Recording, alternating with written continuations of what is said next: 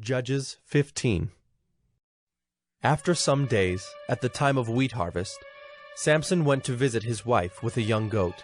And he said, I will go into my wife in the chamber. But her father would not allow him to go in. And her father said, I really thought that you utterly hated her, so I gave her to your companion. Is not her younger sister more beautiful than she? Please, take her instead. And Samson said to them, This time I shall be innocent in regard to the Philistines, when I do them harm. So Samson went and caught 300 foxes, and took torches. And he turned them tail to tail, and put a torch between each pair of tails. And when he had set fire to the torches, he let the foxes go into the standing grain of the Philistines, and set fire to the stacked grain and the standing grain, as well as the olive orchards. Then the Philistines said, Who has done this? And they said, Samson, the son-in-law of the Timnite, because he has taken his wife and given her to his companion. And the Philistines came up and burned her and her father with fire. And Samson said to them, If this is what you do, I swear I will be avenged on you, and after that I will quit. And he struck them hip and thigh with a great blow. And he went down and stayed in the cleft of the rock of Etam. Then the Philistines came up and encamped in Judah, and made a raid on Lehi. And the men of Judah said, Why have you come up against us? They said, We have come up to bind Samson, to do to him as he did to us.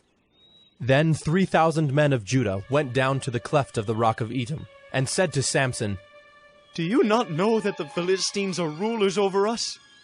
What then is this that you have done to us? And he said to them, As they did to me, so have I done to them.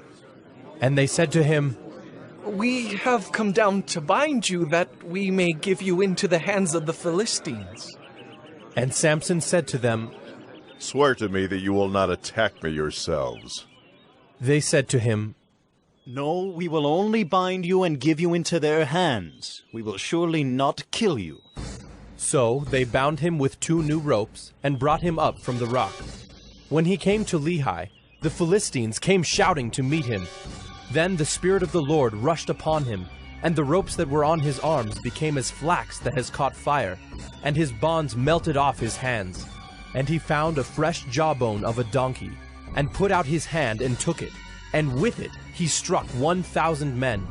And Samson said, With a jawbone of a donkey, heaps upon heaps, with a jawbone of a donkey have I struck down 1,000 men. As soon as he had finished speaking, he threw away the jawbone out of his hand. And that place was called Ramoth Lehi. And he was very thirsty, and he called upon the Lord and said, You have granted this great salvation by the hand of your servant. And shall I now die of thirst and fall into the hands of the uncircumcised? And God split open the hollow place that is at Lehi, and water came out from it. And when he drank, his spirit returned, and he revived. Therefore the name of it was called En-Hakkore. It is at Lehi to this day. And he judged Israel in the days of the Philistines 20 years.